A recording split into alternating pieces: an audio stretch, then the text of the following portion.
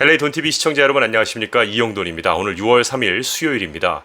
오늘 할리우드 블루바드하고 다운타운 LA 등에서 있었던 대규모 시위가 비교적 평화롭게 너무 잘 끝났습니다. 흑인 조지 플로이드의 사망 때문에 이렇게 이제 시위가 벌어졌는데, 이 사망이 연루됐던 미네아폴리스 전직 경찰관 4명 전원 형사 기소됐다는 뉴스가 오늘은 가장 큰 뉴스인 것 같습니다. 미네소타주의 검찰총장 키스 앨리스는 오늘 기자회견을 열고요. 플로이드의 목을 약 9분간 무릎으로 찍어 누른 데릭 쇼빈에 대해서 2급 살인 혐의를 추가로 적용한다고 밝혔습니다. 데릭 쇼빈이 처음 체포될 때 3급 살인과 2급 우발적 살인 혐의로 기소가 됐었거든요. 근데 이게 수정된 공소장에 따르면 2급 살인은 데릭 쇼빈이 의도하지 않았지만 상급 살인에 해당하는 폭행을 저지르는 과정에서 플로이드를 죽였다라는 의미라고 하는군요. 이 미네소타주의 법률상 3급 살인은 최대 25년 징역형이고요.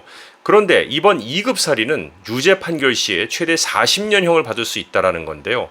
또 이 데릭 쇼빈과 함께 플로이드 체포에 가담했던 26살의 알렉산더 킹, 37살의 토머스 레인, 그리고 동양계입니다. 34살의 투 타워 등 나머지 전직 경찰관 3명도요.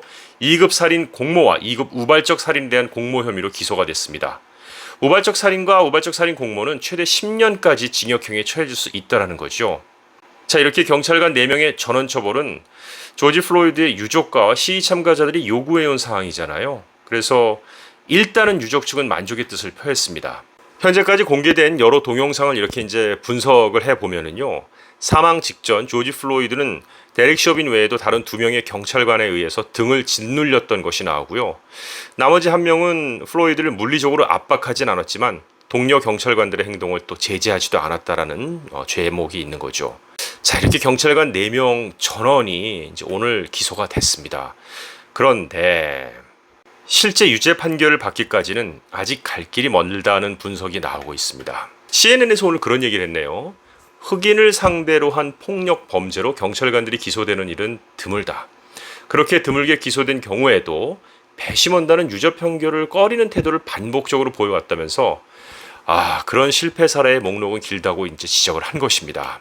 또한 뉴욕타임스는요, 검찰이 적용한 2급 살인 혐의가 유죄로 인정이 되려면은 데릭 쇼빈에게 플로이드를 살해할 의도가 있었다거나 그가 다른 중범죄를 저지르다가 플로이드를 살해했다는 걸 검찰이 입증해야 한다는 것인데, 이게 쉽지 않다는 거죠. 사실 저는 이 시점에서요, 1992년, 28년 전에 있었던 4.29 폭동의 악몽이 다시 되살아납니다.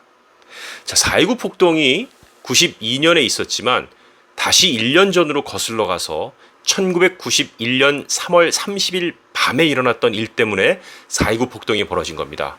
이 LA 근교에 있는 고속도로 근처에서 흑인 운전자가 경찰 순찰차의 정지 신호를 무시하고 과속으로 몰다가 결국은 붙잡힙니다. 자, 그런데 이 백인 경찰 4명은요, 손에 수갑을 채운 뒤에 사정없이 발길질하고 경찰봉으로 정말 사람한테 하는 짓이라고는 볼 수 없을 만큼 무시무시하게 내려칩니다. Against a growing national furor over last weekend's police beating of an unarmed black motorist, Los Angeles was injuries to reporters.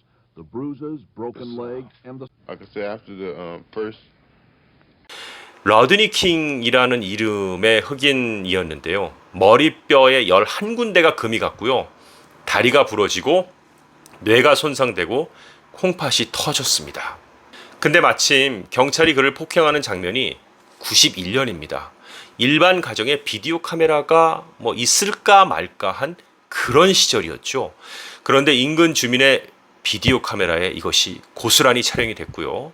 채널 5로 미 전역에 방영이 됩니다. 이걸 본 부시 대통령도 이거 구역질 나는 광경이다. 아버지 부시입니다. 비난을 했고요. 백인 경찰들이 기소가 됩니다. 자, 이렇게 되다 보니까 백인 경찰들 유죄가 그 2심의 여지가 없었어요. 이건 유죄다. 자, 그런데 재판이 어디서 됐냐면요, LA에서 시작을 했어요. 그런데 변호인의 요청에 따라서 재판을 벤투라 카운티 지방재판소로 이관을 합니다.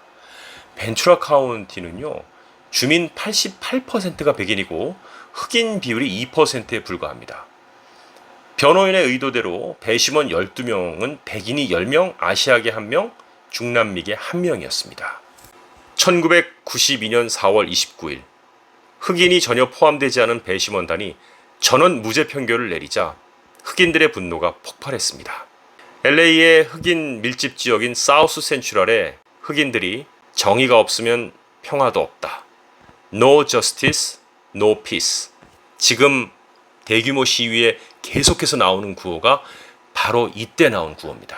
그랬던 것이 이게 폭동으로 비화가 되는 거죠. 5월 1일이 돼서야 비상사태 선포와 함께 주 방위군 6,000명과 연방군 1,000명이 투입돼 진압할 때까지 3일간 55명이 사망하고 2,300여 명이 부상합니다. 당시에 한국인 1명이 숨지고 40여 명이 다쳤으며 한인 상점 1,600여 곳이 습격을 당했고 전체 피해액 7억 달러 가운데에서 4억 달러 가까운 손실이 한인타운을 중심으로 일어났었죠. 그리고 이번에도 동포사회에 그 불똥이 많이 튀었습니다. 세계 최대 강국이자 민주국가, 문명사회를 자처하는 미국이 지난 세기의 고질병을 치유하지 못한 채 신음하는 모습을 보면서 이곳에 살고 있는 동포의 한 사람으로서 심경이 착잡합니다. 오늘 LA 다운타운 시청 앞에서 10,000에서 12,000명이 운집했던 시위도 평화롭게 끝났고 헐리우드에서 벌어졌던 대규모 시위도 평화롭게 끝났습니다. 그런데 지금 이 4명의 경관이 기소된 것보다도 앞으로의 재판 과정과 그 결과 It ain't over till it's over. 이게 야구에만 있는 얘기가 아니죠. 끝날 때까지 끝난 게 아니라는 것을 명심해야 되겠고요. 재판 결과에 따라서는 지난 일주일간 있었던 시위, 폭동, 약탈, 방화보다 더한 소요 사태가 올 수 있다는 것을 미리미리 대비하셔야 합니다. 스몰 비즈니스를 운영하시는 정말 대다수의 많은 한인들, 이런 분들에게 당부드리고 싶은 것은 비즈니스 보험을 다시 한번 담당 보험 에이전트들과 자세히 상담하셔서 이런 라이엇으로 인해서 평생의 공든탑이 무너지지 않기를 바라는 바입니다.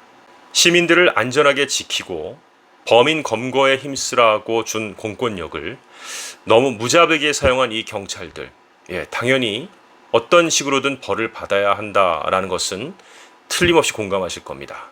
더 이상의 폭력, 약탈, 방화 사태가 없기를 바라는 마음으로 오늘 순서는 여기서 마치도록 하겠습니다. 함께해 주신 여러분 고맙습니다.